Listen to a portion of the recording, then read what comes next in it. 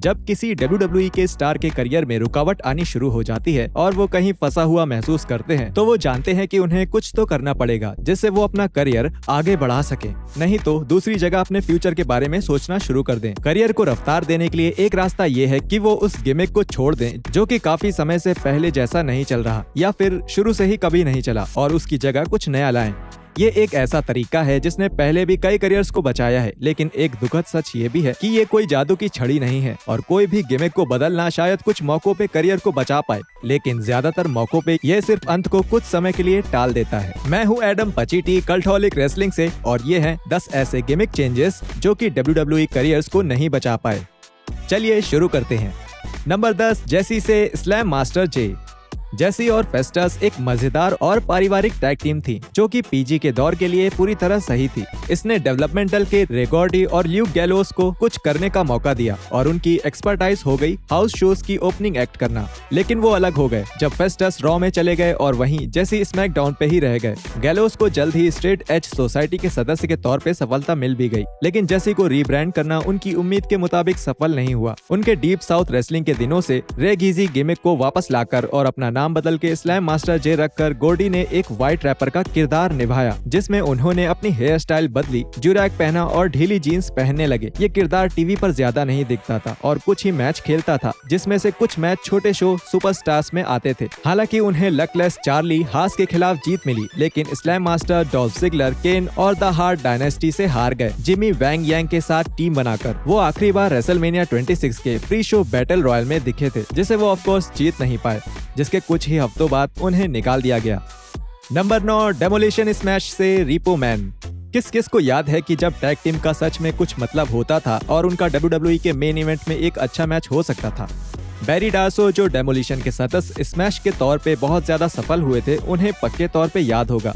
Smash x के साथ साथ और बहुत कम बार क्रश के साथ शो के सबसे बड़े मैच खेलते थे, मेन इवेंट्स को हेडलाइन करते थे और 3 बार टैग टीम टाइटल जीत चुके थे, जिसमें से एक बार 478 दिनों तक टाइटल उनके पास रहने का रिकॉर्ड भी है। जैसे जैसे 80 का दशक खत्म हुआ और 90 के दशक की शुरुआत हुई, डेमोलिशन ने अपनी चमक खोना शुरू कर दिया, और जब एक्स ने कंपनी छोड़ी तब डार्सो को जरूरत पड़ी एक नए गिमिक की, जिससे वो एक सिंगल रेसलर के तौर पे आगे खेल सके। जो कैरेक्टर उन्होंने अपनाया वो था रिपो मैन, जो उन्होंने खुद ही बनाया था, जो कि उनकी पुरानी नौकरी से इंस्पायर्ड था, जिसमें वो रीपोजेसिंग बिजनेस में काम करते थे। ये कैरेक्टर थोड़ा निराला तो था और ये समय के हिसाब से सही भी था। रिपो मैन एक ऐसा कैरेक्टर था जो कि बहुत शातिर विलन था और ऐसा लगता था कि वो किसी कॉमिक बुक से आया हो। ब्रिटिश बुलडॉग के साथ हुए एक मैच के अलावा रिपो मैन एक लेवल के आगे नहीं बढ़ पाए और धीरे धीरे बाहर हो गए। प्लान ये भी था कि उनको हीरो बना के लाया जाए, मगर वो भी सफल नहीं हुआ और डार्सो को उसे छोड़कर आगे बढ़ना पड़ा। नंबर 8, मीडियन से नेकेड मीडियन।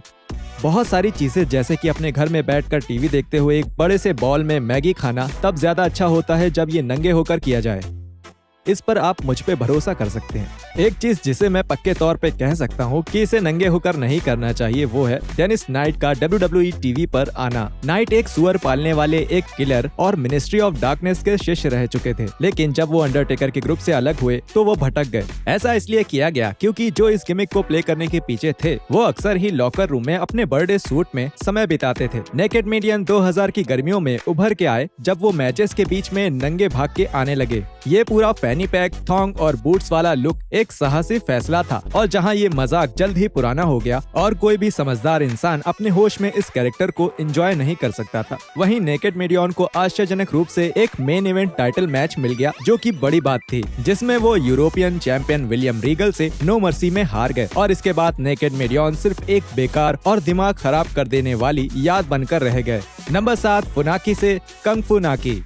फुनाकी कभी भी मेन इवेंट के प्लेयर नहीं थे और यहाँ तक कि उसके आसपास भी नहीं थे जब तक वो WWE में रहे, लेकिन वो बहुत समय तक निकाले जाने से बचे रहे और वो अपना काम जानते थे, जो कि आमतौर पे दूसरे बड़े स्टार को बेहतर दिखाना ही था। एक दशक तक काम करने के बाद पुराने क्रूजरवेट चैंपियन सिर्फ फुनाकी से कंग फुनाकी बन गए, जब R-Truth ने उनसे बैक स्टेज सेगमेंट में उनका पूरा नाम पूछ लिया। इसमें फर्स्ट नेम था कंग, मिडिल नेम था फू, लास्ट नेम था नाकी, और इस खुलासे के बाद इस जापानीज रेसलर ने गी और इंपीरियल स्टाइल का हेडबैंड पहनना शुरू कर दिया और अपनी एंट्री कार्ल डगलस के गेन की सस्ती कॉपीराइट फ्री कॉपी पे करने लगे। उन्होंने अपने फाइट के तरीके को पूरी तरह मार्शल आर्ट्स मूव्स में बदल दिया, जिसमें खतरनाक क्रेन किक फिनिशर भी शामिल था, जिससे कंग फू नाकी को शुरुआत में MVP के खिलाफ जीत भी मिली, लेकिन फिर जल्द ही उन्हें एज और उमागा से हार का सामना करना पड़ा। इसके बाद वो वापस हाउस शोज और बैटल रॉयल में ही काम कर रहे थे। फुनाकी का WWE करियर आखिरकार खत्म हो गया उनके रेसलमेनिया 26 के डार्क मैच बैटल रॉयल में भाग लेने के बाद। नंबर 6 जिम नाइटहार्ट से हु। स्टीव हार्ट के लिए फेवर के तौर पे जिम दी एनविल नाइटहार्ट को WWE में बहुत सारे मौके दिए गए और अक्सर उन्हें वापस लाया जाता था और उनके परिवार के सदस्य ब्रेट या ओवेन के साथ ही टीम बना दी जाती थी। किसी कारण से जब पुराने टैग टीम चैंपियन को इंडीज से 1996 में वापस बुलाया तो वो हमेशा की तरह जिम बनकर नहीं बल्कि हु बनकर आए। आप सोच रहे होंगे हु कौन है, तो मैं आपको बता दूं, हु सिर्फ एक चलता फिरता घिसा पिटा मजाक था। ये सब कुछ इस तरह बनाया गया था कि कमेंटेटर्स विंस मैकमैन और जेरी लॉलर, एबॉट और कॉस्टेलो के हुज ऑन फर्स्ट वाले कॉमेडी रूटीन की तरह कुछ कर सकें। हो सकता है कि एनविल की शर्म को छिपाने के लिए हु ने एक चटक पीले रंग का मास्क और ट्रंक पहना। रुकिए, किसने पहना चटक पीला मास्क? बिल्कुल हु ने। वही तो मैं आपसे पूछ रहा हूँ, किसने पहना? वैसे ये मजेदार तो है। अब मैं समझा कि विंस ने क्यों किसी का करियर लगभग बर्बाद कर दिया सिर्फ ऐसा करने के लिए। बहरहाल बिग जिम ने हु के तौर पे सिर्फ 5 मैच खेले और सब में हारे, जिसके बाद किसी को ये समझ आ गया कि ये मजाक 15 सेकंड बाद मजेदार नहीं रहा और नाइटहार्ट ने फिर से कंपनी को छोड़ दिया। नंबर 5 शॉन स्टेसियाक से प्लेनेट स्टेसियाक। शॉन स्टेसियाक को पहली बार WWE से तब बाहर किया गया था जब ये पता चला कि वो अपने साथी फाइटर्स की बातों को छुप कर रिकॉर्ड करते थे और ये तो ऑब्वियस था कि आप बैक स्टेज की बातें लीक करोगे तो आपके साथी आपसे गुस्सा तो होंगे ही। और साफ तौर पर लोगों ने काफी नाराजगी जताई जब पुराने WWE चैंपियन स्टैन स्टेसियाक के बेटे 1 साल बाद इन्वेजन के लिए वापस आए। उन्हें पूरी तरह से बेवकूफों जैसा दिखाया गया, जिसको हमेशा बेइज्जत किया जाता था जब भी वो द रॉक जैसे खिलाड़ियों पे स्नीक अटैक्स करते थे। स्टेसियाक दी अलायंस के एक छोटे और तुच्छ खिलाड़ी थे। फिर वो टीवी से कुछ समय के लिए गायब हो गए। WWE के पहले ड्राफ्ट के बाद रॉ रोस्टर के मेंबर के तौर पे वापस आए। शॉन इस बार प्लेनेट स्टेसियाक से होने का दावा कर रहे थे। खुद से कविताओं में बात करते थे और ये दावा भी करते थे कि उन्हें ऐसे अपने सर में किसी की आवाजें सुनाई देती हैं। इसने स्टेसियाक को टीवी पर वापस आने का मौका दिया, लेकिन भले ही उनका गिमिक अलग था और ज्यादा ड्रामेटिक था, पर उनकी किस्मत पहले जैसी ही रही। पहले से ही ये समझने के बाद कि उन्हें निकाल दिया जाएगा, इस सेकंड जनरेशन स्टार ने खुद ही कंपनी से निकलने की मांग की और रेसलिंग को छोड़कर कायरोप्रैक्टर बन गए। नंबर 4 ब्लैक जैक विंडहम से the stalker.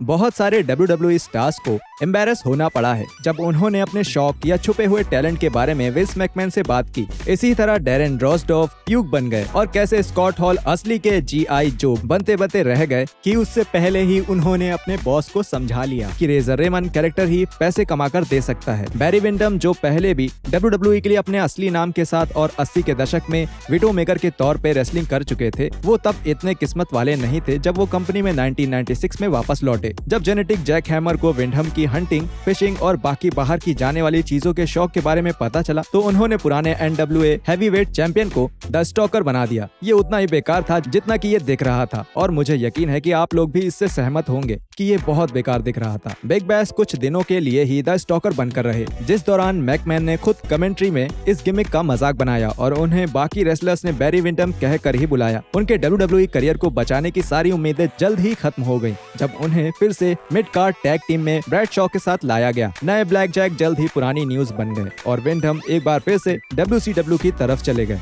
Number 3 fryer Fergusson से बेस्टियन बूगर। WWE से पहले माइक शॉ वास्तव में बहुत बेहतरीन काम करते थे और उन्होंने अलग अलग क्षेत्र में एक अच्छे करियर का मजा उठाया था, जैसे कि स्टैम्पीड रेसलिंग जहां मक्खन सिंह के तौर पे उन्होंने शानदार मैच की सीरीज खेली ओवेन हार्ट के साथ, और WCW में एक यादगार पारी नॉर्मैन द ल्यूनेटिक के तौर पे भी खेली। वो गिमिक जो बदकिस्मत शॉ को करना पड़ा WWE में आने के बाद, उसने नॉर्मैन को स्टोन कोल्ड स्टीव ऑस्टिन के जैसा दिखने वाला बना दिया जब उन्हें एक दो ऐसे झटके लग गए जिसने दुखद रूप से उनके पहले किए हुए सारे कामों पर पर्दा डाल दिया। पहला था फ्रायर फर्गसन, एक पागल पुजारी जिसने कुल मिलाकर केवल एक ही मैच खेला रॉ पर, जिसके बाद कैथोलिक चर्च ऑफ न्यूयॉर्क नाराज हो गया और इसे तुरंत ही खत्म करना पड़ा। और आज तक के सबसे बेकार गिमिक के बाद अब क्या कर सकते हैं, बेशक उससे भी कुछ बेकार बना सकते हैं। लालची और आलसी बेस्टियन बूगर का गिमिक को शॉ के वजन कम न कर पाने की सजा माना जाता था, था, लेकिन जिसको भी बूगर को इलेक्ट्रिकल टेप की बॉन्डेज टाइप की आउटफिट में उछल कूद करते देखना पड़ा, असल में उसे ही कष्ट का सामना करना पड़ा। बूगर का ये घिनौना दौर लगभग 1 साल तक चला, जिसके बाद उन्हें पकड़कर और बांधकर टाइटन टावर की छत पर रोस्ट कर दिया गया, या शायद वो छोड़कर इंडीज में चले गए, मुझे नहीं पता। दोनों में से ही एक कुछ हुआ था। नंबर 2, रॉब कॉनवे से the con man. Rob Conway ने लंबे समय तक कड़ी मेहनत करके WWE डेवलपमेंटल में समय बिताया, जिसके बाद आखिरकार उन्हें मेन रोस्टर में आने का मौका मिला, फ्रेंच सिंपैथाइजर बनकर ला रेजिस्टेंस के सदस्य के तौर पे। जब इसने अपना समय पूरा किया, तब पुराने टैग टीम चैंपियन ने फिफ्थ रिपब्लिक ऑफ फ्रांस को अलविदा कहा और खुद को द कॉन मैन के तौर पे फिर से एस्टेब्लिश करने की कोशिश की। और मुझे गलत मत समझिएगा जब मैं बोलूं, खुद को नए अंदाज में लाने के लिए सबसे अच्छा तरीका है कि एक कूल हैंडल बार मूछ बढ़ा ले और एक नया रैंडी न्यूमैन से प्रेरित एंट्रेंस म्यूजिक बना ले। मेरा मतलब बस एक बार देखिए इनको, क्या मस्त दिख रहे हैं। पूरी दुनिया इनके जैसा दिखना चाहती है, लेकिन वो नहीं दिखती। तो बस देखिए इनको, इनके चश्मे में और बाइकर कैप में, पत्थर जैसी सख्त छाती में, छोटी सी शॉर्ट्स में, वर्ल्ड चैंपियनशिप के लायक हैं।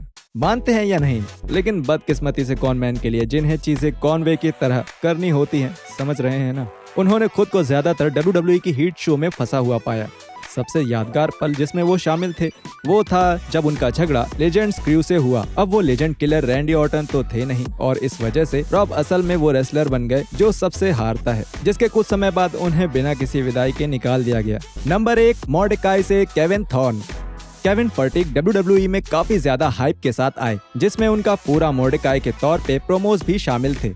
थोड़ा बहुत एंटी अंडरटेकर की तरह मॉर्डेकाई पूरी तरह से पवित्रता के पीछे पागल थे और पूरे सफेद कपड़े पहनते थे। पेल राइडर का आखिरी मकसद अंडरटेकर के साथ एक बड़ा मैच या कई मैच की श्रृंखला खेलना था, लेकिन मॉर्डेकाई जल्द ही हमारी टीवी से गायब हो गया। फर्टिक को आखिरकार 1 साल बाद निकाल दिया गया और फिर उन्हें वापस फिर से नई शुरुआत कर रहे ECW में बुलाया गया, द वैम्पिरिक केविन थॉर्न के तौर पे। सल्ट्री एरियल के साथ लाए गए थॉर्न को कुछ छोटे रेसलर्स को हराने का मौका मिला और फिर न्यू ब्रीड में शामिल होकर उनके साथ ECW ओरिजिनल्स के साथ उनके झगड़े में भी शामिल हो गए। जैसे ही एरियल बाहर हुई और न्यू ब्रीड ग्रुप टूटा, WWE की थॉर्न में कोई दिलचस्पी नहीं रही। भले ही उन्होंने कोशिश की उन्हें नई तरह से दिखाने की, उनका लुक बदल कर। ECW के बाद डेवलपमेंटल में जाने के बाद और कुछ लंबे समय तक चलने वाली इंजरी की मुसीबत ने उनके करियर को खत्म ही कर दिया। आजकल वो सिर्फ किसी शिकारी की तरह स्टैमफोर्ड कनेक्टिकट की सड़कों पे घूमते हैं और नए शिकार ढूंढते हैं ताकि वो उनका खून पी सके, या शायद वो कोई रियल एस्टेट एजेंट है, मुझे नहीं पता, इन्हीं दोनों में से कुछ है।